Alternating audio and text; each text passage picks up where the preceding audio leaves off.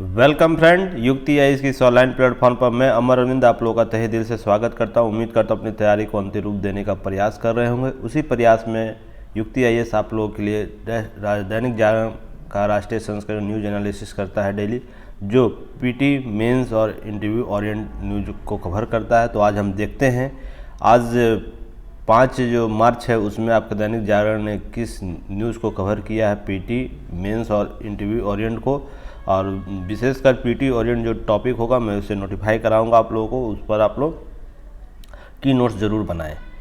उससे पहले आगे बढ़ने से पहले जो भी अभी चैनल पर नए हैं जुड़े हैं, सबसे पहले चैनल को सब्सक्राइब कर ले, साथ ही साथ बेल आइकन को भी दबाएं ताकि सारे नोटिफिकेशन आप तक जल्द से जल्द पहुंचे। और हमारे पुराने लिसनर व्यूअर हैं, चैनल को शेयर भी किया कीजिए ताकि और भी लोग हमसे जुड़ सके। युक्ति आईएएस से जुड़ने का बहुत सा माध्यम है, आप गूगल प्ले से ऐप डाउनलोड कर सकते हैं, साथ ही साथ वेबसाइट विजिट कर सकते हैं www.yuktiias.in को विजिट कर सकते हैं। और टेलीग्राम चैनल डिस्क्रिप्शन बॉक्स में लिंक दिया रहता है, टेलीग्राम से आप जुड़ सकते हैं। और डेली उस पर बूस्टर के नाम से क्विज चलाया जा रहा है जो 10,000 प्रश्नों का संग्रह होगा। तो आप उस पर जो यह हिंदी इंग्लिश दोनों माध्यम में उपलब्ध है आप लोग को यह टेस्ट सीरीज, तो आप लोग ज़रूर आप लोग शामिल हो। यह बिल्कुल फ्री है जो टेलीग्राम पर क्विज चलाया जा रहा है। तो जो भी अभ्यर्थी से जुड़ना चाहते हैं तो डिस्क्रिप्शन बॉक्स में सारे लिंक दिए रहते हैं, आप उससे कनेक्ट हो सकते हैं। और भी टेस्ट सीरीज इंडिया के सभी जो यूपीएससी प्लस पीसीएस जो टेस्ट सीरीज है हिंदी इंग्लिश दोनों माध्यम उपलब्ध है। साथ ही गवर्नमेंट जितने भी गवर्नमेंट कम्पिटिटिव एग्जाम होते हैं युक्ति आईएएस के प्लेटफॉर्म पर आप लोग को उपलब्ध है। तो ज़रूर विजिट कीजिए, एक बार देखिए, वेबसाइट देखिए, ऐप डाउनलोड करके देखिए कि हम आप लोगों के लिए क्या बेहतर लेकर आए हैं। तो आगे हम बढ़ते हैं। चलिए आज कौन सा पीटी मेंस और इंटरव्यू ओरिएंट न्यूज़ को कवर करता है आपका। तो सबसे पहले तो आप यहाँ पर 2-3 पीटी फैक्ट आप लोग चीज़ों को याद रखिएगा। यहाँ से प्रश्न आपको पूछ सकता है। यूरोप में सबसे बड़े परमाणु संयंत्र पर रूस का कब्जा कर लिया गया। रूस यूक्रेन विवाद चल रहा है, हालांकि बीच में अभी हाल में रूसी मीडिया जो खबर दिया गया है कि रूस के जो यूक्रेन के जो राष्ट्रपति है वो देश छोड़ के भाग गए हैं। तो इसके संबंध में क्या है नहीं है, चलिए हम एक बार चर्चा कर लेते हैं। देखिए यहाँ पर न्यूज़ आप लोग को कवर करना है, 2-3 न्यूज़ को आप लोग जरूर याद रखना। चैम्बरलिन तो हमेशा चर्चा में रहता ही है। एक आप लोग कमेंट बॉक्स में बताइए, एक चैम्बरलिन का आपदा आया था, परमाणु आपदा, वो कब आया था चैम्बरलिन से संबंधित, तो वो आपको कमेंट बॉक्स में बताइए। आगे हम बात विशेष करते हैं, क्या है, रूसी सेना ने यूरोप के सबसे बड़े परमाणु संयंत्र ज़पोरियाजिया, ये याद रखिएगा, ज़पोरियाजिया, यह एक आप लोग को पीटी फैक्ट के रूप में याद करना है। यह प्रश्न आपको पीटी में ज़रूर आएगा, ज़पोरियाजिया, क्योंकि यह पीटी में आप लोग को परमाणु संयंत्र में पूछा जाए यूरोप का सबसे बड़ा संयंत्र कौन है, तो आपको यहाँ से प्रश्न जरूर पूछ सकता है। वहाँ पर आग लगे, आनंद फानन ने क्या किया, अंतर्राष्ट्रीय जो परमाणु ऊर्जा एजेंसी है, देखिए इसको प्ले लिस्ट में जाइए, वहाँ पर यह इससे संबंधित वीडियो बना हुआ, ज़रूर देखिए, ने रूस से आग्रह किया। उसके बाद आपको यह जो संयंत्र पर आग लगा था उसे उस पर काबू कर पाया। इसी से संबंधित तो आप लोग चैम्बरलिन, 2 चीज़ें याद रखिएगा। चैम्बरलिन परमाणु संयंत्र जो कब्जा हुआ था रूस पर, एक पर पहले ही कब्जा कर चुका है। तो ये 2 परमाणु संयंत्र आप लोगों के लिए पीटी फैक्ट में ज़रूर पूछ सकता है, पीटी से रिलेटेड। तो चीज़ें ये देखिए, यहाँ पर क्यों सबसे बड़ा है रिएक्टर, 6 रिएक्टर वाला यह यूरोप का सबसे बड़ा परमाणु संयंत्र है जो 6000 मेगावाट बिजली उत्पादन करता है, जो 20% यूरोप का बिजली उत्पादित करता है। ये संबंधित है, आपको यूक्रेन को 20% बिजली का आपूर्ति यहीं से होता है। तो ये बहुत ही महत्वपूर्ण है। और यह 6 रिएक्टर वाला यह प्रश्न आपसे ज़रूर पूछ सकता है पीटी में, तो इसलिए आप लोगों को यह 2 चीज़ें याद रखनी है। चलिए नेक्स्ट हम लोग बात करते हैं, इसमें उतना खास नहीं है। फिर देखिए मैंने कल ही आप लोगों को बताया था कि रूसी और जो यूक्रेन की सेना है इंडियन छात्रों को मोहरा बनाकर अपना कार्य कर रही है। यहाँ पर बहुत से अंतर्राष्ट्रीय हित इससे संदर्भित साधे जा सकते हैं भारतीय संदर्भ में। तो भारतीय छात्रों को बंधक बनाकर या तो इस प्रकार जिसको बाहर ना निकलने देना अपने देश से, कहीं ना कहीं बार्गेनिंग का एक कॉन्सेप्ट डेवलप करता। मैंने कल ही इसके संबंध में नोटिफाई किया था आप लोगों को। देखिए आज उसका भारत ने विरोध भी किया है। सीज फायर के बिना विद्यार्थियों को निकालना मुश्किल होगा। तो जो प्रवक्ता हमारे हैं विदेश मंत्रालय के, उसके द्वारा यह बोला गया है कि बात साफ हो गई, क्या रूस और यूक्रेन आपसी दुश्मनी के लिए भारतीय छात्र को मोहरा बना रहे। मैंने कल ही आपको नोटिफाई किया था, कल के न्यूज एनालिसिस में ऐसी घटना जरूर होगी देखने को। देखिए आज ही इसके संबंध में आपको प्रत्यक्ष साक्ष्य मिल गया कि भारत ने यह माना है कि यह ठीक नहीं है और दोनों तरफ से छात्र निकालने के लिए सुरक्षित गलियारे बनाने की बात सुनी गई है, पर हालांकि ऐसा हुआ नहीं है। तो ये संबंध में कुछ बातें हैं, ध्यान रखने की बात है कि कोई बात मैं बोलता हूँ उसके संदर्भ में कुछ स्पष्ट न्यूज आएगा, क्योंकि एनालिसिस इस रूप से किया जाता है कि उसका भूत क्या है, भविष्य क्या है, वर्तमान क्या चल रहा है, सभी एंगलों से चर्चा की जाती है। तो इसलिए इन सब बात ऑटोमेटिक है, आगे आने वाले समय में बहुत से अभी और भी पक्ष निकल के उभर कर सामने आएंगे। फिर भारत ने यह भी अपने नागरिकों को लेकर रूस और यूक्रेन के बयानबाजी को लेकर भी बोला, चिंता व्यक्त किया है कि नहीं आप ऐसे बयानबाजी मत कीजिए, क्योंकि इससे कुछ अंतर्राष्ट्रीय आप लोग साध रहे हैं। मैंने कल ही बताया था आप लोगों को पिछले विगत दिनों से कि भारत एक लोकतांत्रिक देश है। भारत की स्थिति अब वर्तमान में विश्व के प्रमुख जो राष्ट्र हैं, सशक्त राष्ट्र, उसमें गिनती की जाती है। और आप जब अमेरिका रूस से सहयोग मांग रहा है इस संदर्भ में, तो समझ सकते हैं भारत की स्थिति क्या है। तो भारत की छवि के आड़ में दोनों देश अपने अपने हित साधने की प्रयास कर रहे हैं। इसी में भारत को प्रॉब्लम है। भारत इसमें स्पष्ट अपना जो था वक्तव्य इसमें दिया है कि नहीं ये ऐसा ठीक नहीं है, आप अपना काम कीजिए जो कर रहे हैं, वार्ता करिए, शांति वार्ता के साथ सीज फायर कीजिए पहले, उसके बाद जो भी चीज़ें होगी। और डायरेक्ट प्रधानमंत्री जो नरेंद्र मोदी उनके द्वारा पुतिन को यह बात सूचित भी किया गया है कि ह्यूमन शील्ड बनाया जाए भारतीयों को पहले बाहर लाने के लिए। तो इसलिए बहुत ही ज़रूरी हो जाता है इस मामले में। तो दो चीज़ याद रखिएगा, ये न्यूज़ अभी इस तरह के बहुत उभर कर सामने आएंगे जो आप लोगों को ध्यान में रखना है। देखिए यहीं से अंतर्राष्ट्रीय कुछ आप लोगों को पॉलिसी समझ में आएगी कि अंतर्राष्ट्रीय पॉलिसी क्या होती है, विदेश नीति क्या होती है, कौन किस राष्ट्र को किस हद तक किस रूप से यूज़ कर सकता है, उसके नीति को उसको प्रभावित। इसलिए हमें सारे एंगल को ध्यान में रख के अपनी विदेश नीति को आपको आगे बढ़ाना होता है और उससे तालमेल बैठाना होता है। इसलिए ये सब चीज़ें आप लोग को जानकारी में रहनी चाहिए। भावनाओं में बहकर किसी खास देश का समर्थन और खास देश का विरोध नहीं किया। भारत इसलिए न्यूट्रल इन सब मामलों पर रहता है। अभी इतिहास देखिएगा, इन सब मामलों में भारत न्यूट्रल रहा है। क्यों? क्योंकि जानता है कि जो यूरोपियन कंट्री का युद्ध है वो किसी न किसी हित साधने के संदर्भ में होता है। सभी वर्चस्व को कायम करने चाहते, शक्तिशाली कौन, इसके शक्ति प्रदर्शन के रूप में सभी लोग एक दूसरे से लड़ते झगड़ते रहते हैं। आप जान ही रहे हैं, वो अफगानिस्तान का मामला हो या ये यूक्रेन का मामला हो, दोनों मामलों आप देख सकते हैं। अफगानिस्तान के मामले में केवल अमेरिका पर 11 का हमला होता है, उसके बाद सारे रूल रेगुलेशन तोड़कर यूएनओ में प्रस्ताव पास कर आपको अफगानिस्तान पर तालिबान को समाप्त करने के लिए आपको अमेरिका अपना सारा दाव पेच वहाँ लगाता है। तो अंतर्जोगता इंड ऑफ पॉइंट क्या बात आती है, इंड ऑफ पॉइंट अस्थिर अफगानिस्तान को छोड़कर वो भाग जाता है कि हमारे सैनिक मर रहे हैं। तो यार तुम शुरू क्यों किए थे ये चीज़ें? इसलिए भारत इन सब मुद्दों पर न्यूट्रल रहता है और वो वेट एंड वॉच की स्थिति में सारे निर्णयों को लेता है। इसी संदर्भ में भारत की छवि उभर कर सामने आती है। भारत जो भी निर्णय ले रहा है किसी एक पक्ष को खुश करने या समर्थन करने के लिए नहीं होता है। आप देखे होंगे यूक्रेन के मामले में और रूस के मामले में सभी देश नाटो के देश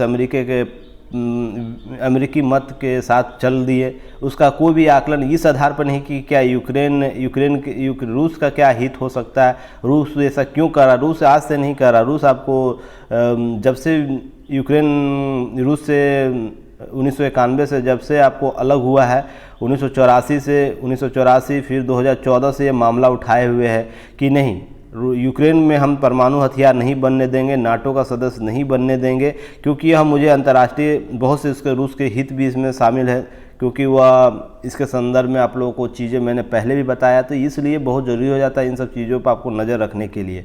तो इन सब चीज़ों को ध्यान रखिएगा। चलिए नेक्स्ट हम लोग बात करते हैं। महान स्पिनर शेन वॉर्न का दिल से दौरा पड़ने से निधन हो गया। यह आपको पीटी फैक्ट यहाँ से पूछ सकता है प्रश्न। यह बहुत ही महान खिलाड़ी थे ऑस्ट्रेलिया और विश्व के, कि जो जब स्पिन अपना दम तोड़ रहा था, वहाँ पर शेन वार्न ने इसमें नया जान फूंका था। यह इतिहास इसका गवाह है कि कितने बेहतर स्पिनर रहे थे। इनसे संबंधित कुछ न्यूज आप लोगों को पीटी फैक्ट के रूप में याद रखना है कि पदार्पण इसका कब हुआ है। 1992 में इनका डेब्यू हुआ था, ऑस्ट्रेलिया के लिए पदार्पण किया था। जनवरी 2007 अंतिम अंतर्राष्ट्रीय मैच खेला था। तो यह भी आप लोगों को प्रश्न यहाँ से पूछ सकता है। शेन वार्न ने 145 टेस्ट खेले जिसमें 708 विकेट लिए। यह सर्वाधिक टेस्ट विकेट लेने वाले दूसरे गेंदबाज है। पहले गेंदबाज मुरलीधरन है, तो आप लोग या दूसरे गेंदबाज, तो आपको पीटी में यहाँ से प्रश्न पूछ सकता है। और कितने विकेट लिए ये भी पूछ सकता है। या उन्होंने वनडे में 194 वनडे मैच में 293 विकेट भी लिए हैं, यह भी पूछ सकता है। आईपीएल में, इंडियन प्रीमियर लीग होता है जो, पहले सत्र में 2008 में राजस्थान रॉयल के ये कप्तान और कोच थे। तो उनको टीम का खिताब भी जीता था, इनके द्वारा जीता गया था। तो यह आईपीएल से संदर्भित है, तो यह प्रश्न आपसे पूछ सकता है। तो पीटी के संदर्भ में आप लोग ध्यान रखिए, बाकी सब चीज़ें जो हैं सो हैं ही। चलिए आगे हम लोग बात करते हैं। आगे एक पीटी फैक्ट के रूप में आप लोग याद रखिएगा, मुखर्जी नगर जो दिल्ली में, वहाँ पे एक दिल्ली टीचर यूनिवर्सिटी का उद्घाटन किया गया मनीष सिसोदिया के द्वारा। ये पीटी में आप लोग प्रश्न पूछ सकता है, तो ध्यान रखिएगा आप लोग ये सब चीज़ें, क्योंकि यह अहम है। इसके बाद जो आर्टिकल दिया वो आप देख सकते हैं। अगर इच्छा हो कोई कि दिल्ली यूनिवर्सिटी टीचर्स यूनिवर्सिटी क्या होता है, तो ये जरूर देखिएगा। नेक्स्ट है, ऐसा जो कार्य किया गया है सभी राज्यों में ऐसा करना चाहिए। इससे जो टीचर्स जो ट्रेनिंग है, टीचर का जो अध्यापन शैली है, सभी चेंज होगा और एक उद्यमशील टीचर का जन्म होगा, जिससे छात्र हित बहुत ही सकारात्मक रूप से प्रभावित होगा। वो बेहतर आप लोगों को उद्यमशीलता को बढ़ावा देंगे।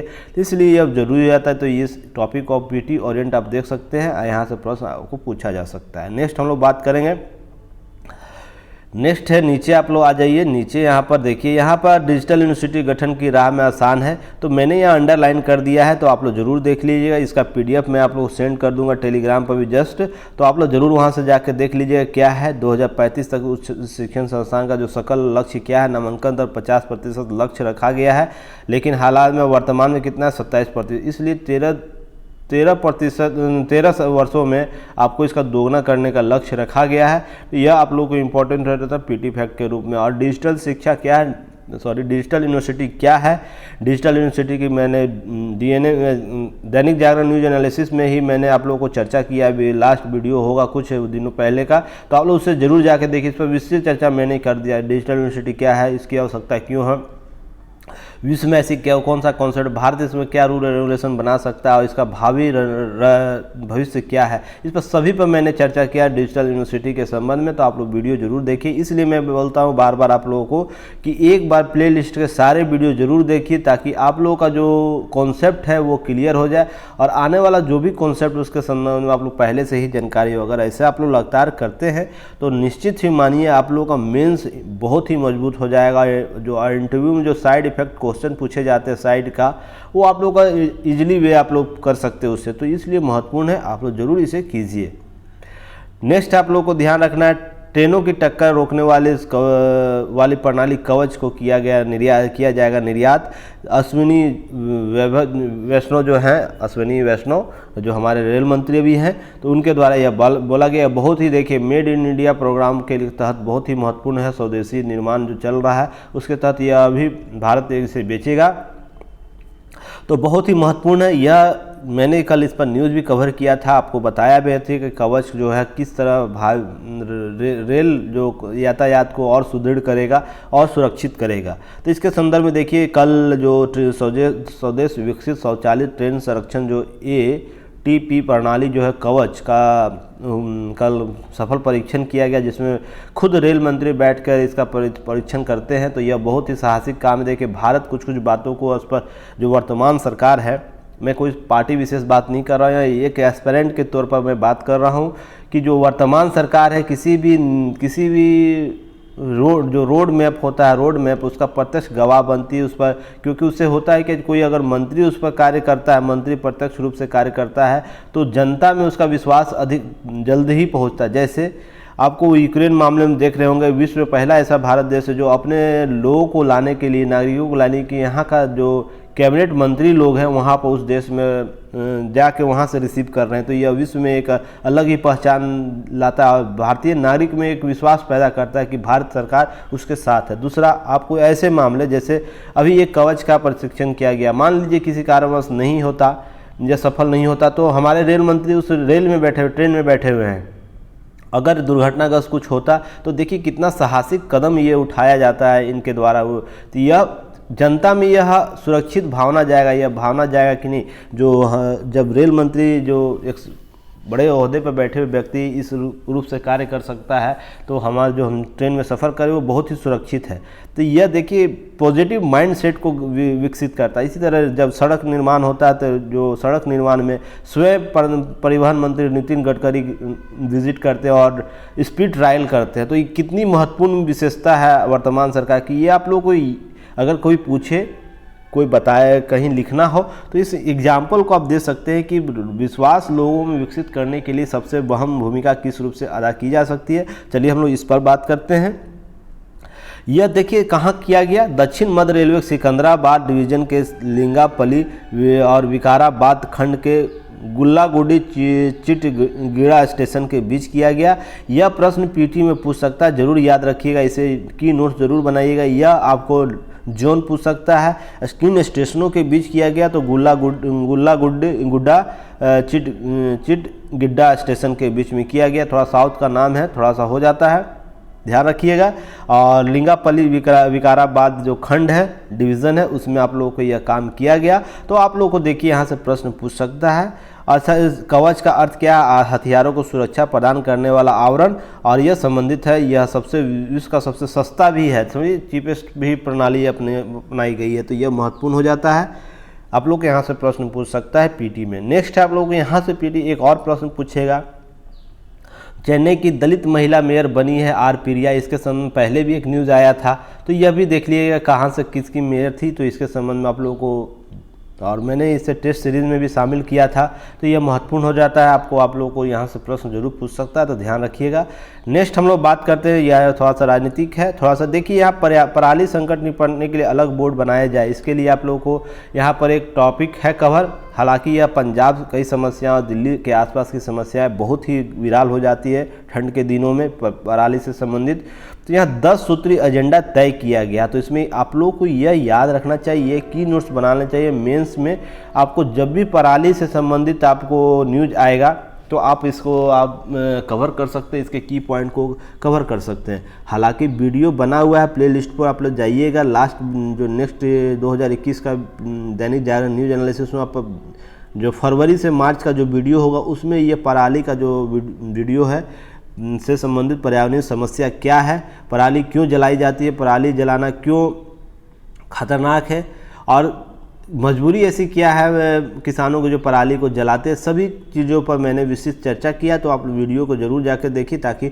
सभी न्यूज़ों को आप लोग कवर कर लीजिएगा। यहाँ पर देखिए पराली के निदान का एक कॉन्सेप्ट दिया है, नदी जल प्रदूषण, भूजल गिरता स्तर, ये आपको 10 सूत्र है, याद रख लेना है। सूत्रीय एजेंडा दिया गया, एक की नोट्स बना लेना आप लोगों को। सेकेंड, यहाँ पर आपको ये भी आपको हमेशा काम देगा, समन्वित जो स्वास्थ्य नीति है मजबूत होगी बुनियादी ढांचा। हालांकि यह उत्तराखंड के मामले में है, पर यह यूनिवर्सल कॉन्सेप्ट को भी दर्शाता है। इसलिए जब भी स्वास्थ्य मामलों में अगर चुनौती और उसकी अपेक्षाओं को पूछा जाए तो आप इस की पॉइंट को दे सकते हैं, आप की पॉइंट को कवर कर सकते हैं इससे। जैसे स्वास्थ्य से पर्याप्त बजट की समस्या एक महत्वपूर्ण भूमिका होती है सभी राज्यों के लिए है कि जनसंख्या बढ़ रही, उसके अनुपात में स्वास्थ्य सेवाओं की मांग भी बढ़ रही थी, इसलिए बजट का एक समस्या होता है। जन स्वास्थ्य को लेकर सशक्त राजनीतिक इच्छा शक्ति की भी कमजोरी देखी जाती है।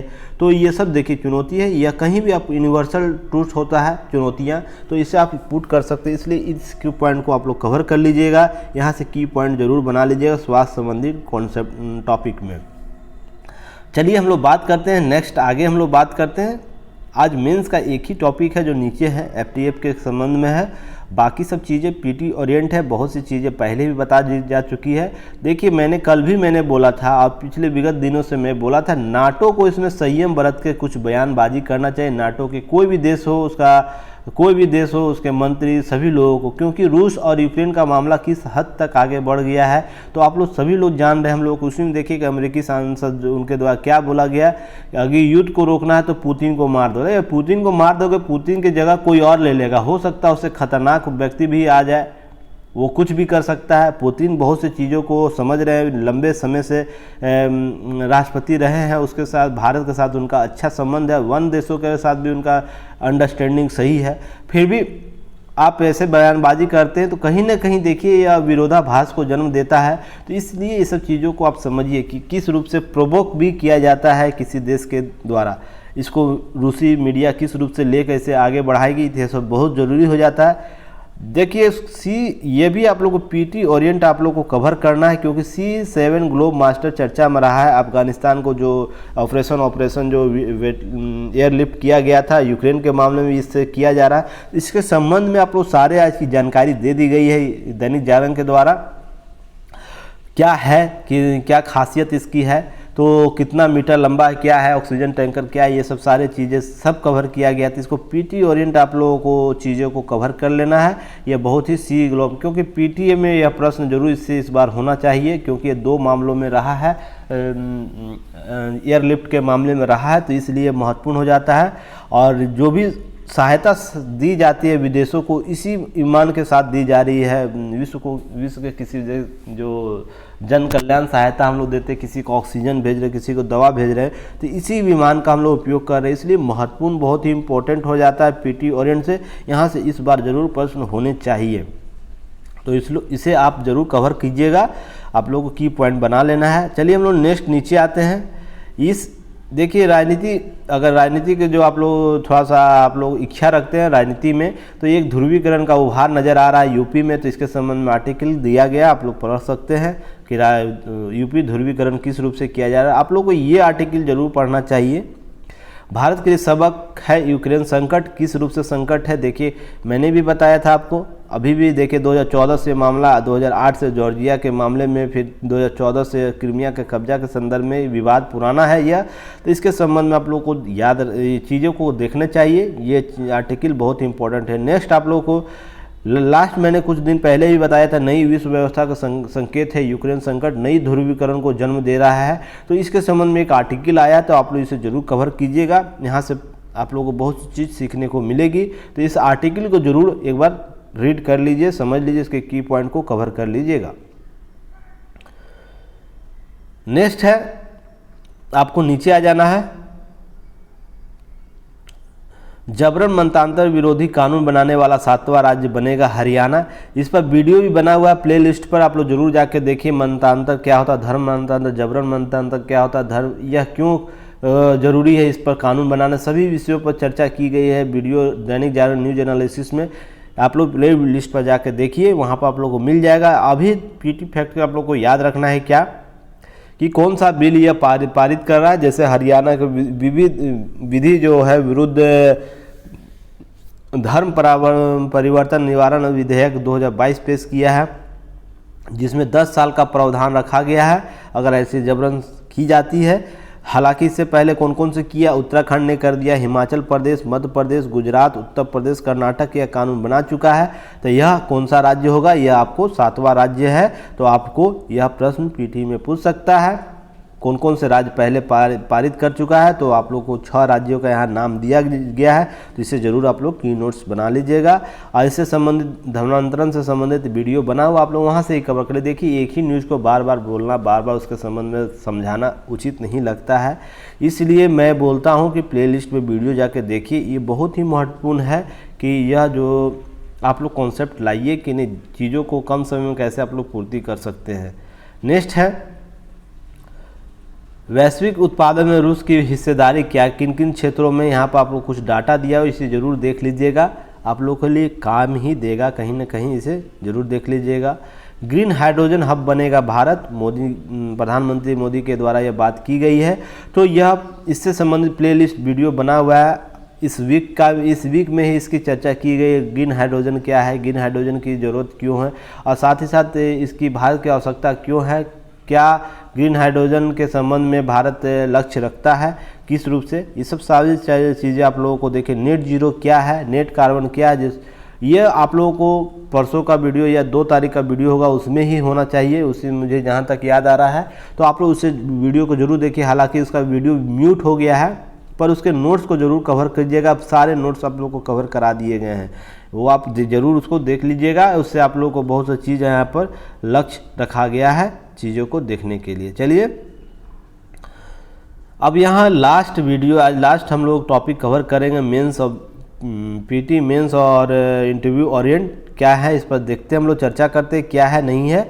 तो यह देखिए वीडियो है, पाकिस्तान का FAT को ग्रे लिस्ट में जून तक बने रहने की संभावना है। या पहला तो यह आप एक नया रिकॉर्ड बना 2014 में लगातार, या लगातार 2018 के बाद यह लगातार या 4 वर्षों तक बना हुआ है FATF के ग्रे श्रेणी में। तो यह पहला देश है जो लगातार 4 वर्षों तक बना रहा है, तो ये पाकिस्तान है। और उम्मीद भी किया जा सकता है इससे या और भी दशक या और भी कुछ दिनों तक ये लिस्ट में रहेगा, एक रिकॉर्ड तोड़ेगा, रिकॉर्ड बनाएगा जो कोई भी देश इसको तोड़ना नहीं चाहेगा। तो ये महत्वपूर्ण हो जाता है। तो थोड़ी ये देखिए, इस पर की नोट से इसके कुछ बातें हैं। आप लोग जब 26 विषय 27 कार्यक्रम सूची FATF का पहले भी वीडियो बनाया गया, तो इसे ज़रूर देखिएगा उससे जाके। और अभी मैं कुछ बातें यहाँ पर और भी जोड़ दूंगा, ऐड कर दूंगा, इसके संबंध में आप लोग देख लीजिएगा। वित्तीय कार्रवाई जो कार्यबल है, फाइनेंशियल एक्शन टास्क फोर्स जो FATF जिसे बोला जाता है, वो क्या है। तो 1989 में इसका गठित किया गया था। पेरिस के G7 शिखर सम्मेलन के दौरान स्थापित एक अंतर सरकारी निकाय फाइनेंशियल एक्शन टास्क फोर्स स्थापित हुआ था। यह किसी भी देश के धन शोधन विरोधी और आतंकवादी विरोधी वित्त पोषण के ढांचे का स्वरूप का आकलन करता है। नोट आप लोग याद रखिएगा, यह किसी भी प्रकार का व्यक्तिगत धन शोधन के मामले में हस्तक्षेप नहीं करता है। यह सामूहिक करता है, जिसमें केवल टेरर फंडेड और धन शोधन विरोधी जो कानून है उसके विरोध अगर ऐसा कार्य किया जाए तो उसी का मामले की जांच करता है, उसके संबंध में अपनी राय स्पष्ट करता है, जो ब्लैक और ग्रे लिस्ट है उसको जारी करता है। इसका सचिवालय कहाँ है? पेरिस में। आर्थिक सहयोग विकास संगठन जो है OECD उसके मुख्यालय में स्थित है। तो आप लोग कमेंट बॉक्स में बताइए इसका मुख्यालय कहाँ है। इस पर मैंने विस्तृत चर्चा भी पहले भी किया है, टेस्ट में नाम भी लिया है, तो कमेंट बॉक्स आप लोग ज़रूर बता सकते हैं। जब संगठन का टॉपिक कवर किया गया था तो इकोनॉमी में, तो वहाँ से प्रश्न इसमें पूछा गया है, सभी का मुख्यालय सभी, तो आप लोग प्रश्न वहाँ से बता सकते हैं। वर्तमान में इसके 39 सदस्य, हालांकि आपको 37 देश और 2 संगठन है, जिसमें आपको एक यूरोपीय आयोग जो है यूरोपियन यूनियन, और दूसरा खाड़ी देशों का जो परिषद है वो आपको इसका आपको संगठन है। तो कुल पूछा जाए कुल कितने देश है, तो 37 दो संगठन, तो कुल 39 सदस्य देश हैं इसके। आप लोग यह ध्यान रखिएगा। नेक्स्ट है उद्देश्य क्या है इसका उद्देश्य है अंतर्राष्ट्रीय वित्तीय प्रणाली अखंडता के लिए मनी लॉन्ड्रिंग पर भी मैंने हाल ही में वीडियो बनाया है। मनी लॉन्ड्रिंग क्या होता है, मनी लॉन्ड्रिंग की क्या क्या समस्या है, मनी लॉन्ड्रिंग किस रूप से की जाती है, भारत किस रूप से मनी लॉन्ड्रिंग के संबंध में अपना नियम कानून बनाए, अंतर्राष्ट्रीय कानून क्या है, सभी पर मैंने चर्चा की है। तो मनी लॉन्ड्रिंग पर आप लोग जाकर वीडियो देख लीजिएगा, वहाँ से बहुत सी चीज़ें स्पष्ट हो जाएंगी। आतंकवादी वित्त पोषण अन्य संबंधित खतरों से निपटने के लिए मानक सामग्री कानून नियामक परिचालन प्रभावी क्रियाओं को बढ़ावा देना इत्यादि जो उद्देश्य है, इसके संबंध में आप लोगों को रूल एंड रेगुलेशन तथा क्रियान्वयन करता है। पर्यवेक्षक के तौर पर अफ्रीकी विकास बैंक, एशियाई विकास बैंक, आर्थिक सहयोग विकास संगठन OECD जो है, और विश्व बैंक, विश्व सीमा शुल्क संगठन आदि पर्यवेक्षक देश है। एक इंडोनेशिया भी एक पर्यवेक्षक देश के रूप में कार्य करता है। तो पर्यवेक्षक देश उसे कहते हैं जो इसके जो सम्मेलन होगा उसमें भाग ले सकता है, उसके चीज़ों को जो भी निर्णय होता है उसके संबंध में उसके निर्णयों को सुनता है और केवल सुझाव भी दे सकता है। हालांकि सुझाव को मानना न मानना उस संगठन के कोर मेंबर पर डिपेंड करता है, उस सदस्यों पर डिपेंड करता है जो उसके सदस्य होते हैं कि उस सदस्य को सुझाव मान सकता है या नहीं मान सकता है, पर यह शामिल हो सकता है उसके सम्मेलन में। इसलिए पर्यवेक्षक का जरूरी हो जाता है, पर्यवेक्षक भी कुछ सीखे उससे। प्रमुख प्रतिमंडल प्रमुख के सारे दृष्टियों का नाम यहाँ दिया गया है, तो आप लोगों को सभी चीज़ों को देख लेना। हालांकि 2-3 जो मैं नोटिफाई कर दूँ उसे याद रखिएगा, वो प्रश्न आपको पीटी में पूछ सकता है। पहला तो आपको इंडिया पूछेगा, ठीक है। हांगकांग को आपको याद रखना है, ये FAT में शामिल है। आप लोग देशों में जो सदस्य देश है उसमें शामिल है, हांगकांग भी शामिल है, चीन भी शामिल है, इंडिया शामिल है, इजराइल शामिल है, कोरिया गणराज्य अर्थात दक्षिण कोरिया गणराज्य शामिल है। आपको फिर नेक्स्ट आप लोग यहाँ याद रखना तुर्की भी शामिल है। तुर्की किधर गया, अभी होगा तुर्की, देखिए यहाँ नीचे है, तुर्की आपको शामिल है। तो ये जो जिन राष्ट्रों का मैंने अंडरलाइन कर दिया आप लोग जरूर याद रखिए। ये आप लोगों को प्रश्न पूछ सकता है कि यह कौन कौन देश में शामिल नहीं है। तो इन 4-5 देशों का नाम ले सकता है, क्योंकि देखिए अब बहुत जगह होता है कि भारत बहुत संगठनों का सदस्य नहीं है, इसलिए भारत के संदर्भ में प्रश्न पूछता है। हांगकांग के संबंध में विवाद चलता है, इसलिए यह प्रश्न पूछ सकता है। चीन भी इसके संबंध में, बहुत से ऐसे संगठनों में चीन भी सदस्य नहीं रहता, इसलिए FAT के मामले जैसे में पूछा जा सकता है। नेक्स्ट तुर्की के मामले में भी पूछा जा सकता है कि नहीं ये तुर्की है या नहीं है। मैंने आपको पिछले जब G20 का देश भी बताया था, जिसमें G20 जब बता रहा संगठन तो तुर्की के संबंध में मामले में पूछा था, और UPSC यहाँ से प्रश्न इसी रूप से पूछा था। तो इसलिए आप लोग ध्यान रखिएगा कि ये कौन कौन से देश है। सारे देशों का नाम यहाँ दिया गया, 39 जितने सदस्य हैं उन सभी लोगों का नाम दे दिया गया। आप लोग एक बार देख लीजिए जरूर। सूचियाँ क्या है, फाइनेंशियल एक्शन टास्क फोर्स की सूचियाँ क्या है। ग्रे लिस्ट, जिन देशों को ट्रेडर या आतंकवादी फंडिंग या मनी लॉन्ड्रिंग का समर्थन करने का सुरक्षित स्थान माना जाता है, उसे यह संगठन FAT के ग्रे लिस्ट में रखता है। इस सूची में शामिल किया जाना संबंधित देश के लिए एक चेतावनी होता है के रूप में कार्य करता है, जिसे ब्लैक लिस्ट में शामिल किया जाता है। ग्रे लिस्ट में अगर शामिल होगा तो उसके कुछ प्रभावित जो हित होंगे, प्रभावित होंगे, उनको फंडिंग मिलना आसान, थोड़ा मुश्किल हो जाता है। उन्हें साबित करना होता है कि हम इस रूप से आतंकवादी फंडिंग के रूप में कार्य नहीं कर रहे हैं। उस जो पैसा वो लिया जाएगा उसको विश्व पटल से, जैसे IMF से वो पैसा लेता है, वर्ल्ड बैंक से पैसा लेता है, किसी संगठन से पैसा लेता है, तो इसलिए वो साबित करना होता है कि नहीं हम इन पैसों को मनी लॉन्ड्रिंग और आतंकवादी फंडिंग में यूज़ नहीं करेंगे।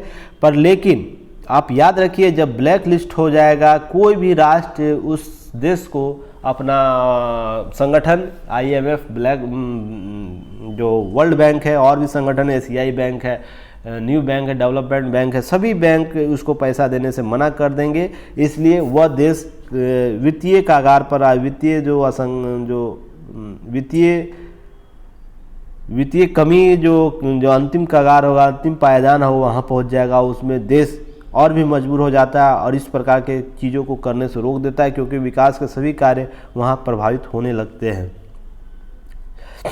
तो ब्लैक लिस्ट क्या होता है, असहयोगी देश या क्षेत्रों जो नॉन कॉम्परेटिव जो कंट्रीज है ऑफ टेरिटोरियन है, उनके द्वारा यह रूप से जाने जाने वाले ब्लैक लिस्ट के रूप में शामिल किया जाता है।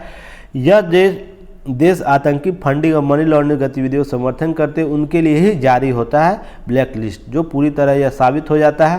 तो इसलिए पाकिस्तान को बार बार यह नोटिफाई कराया जा रहा है कि आप लोगों को लगातार 2018 से ग्रे लिस्ट में बने हुए, अगर आप नहीं करते हैं तो ब्लैक लिस्ट में किया जाएगा।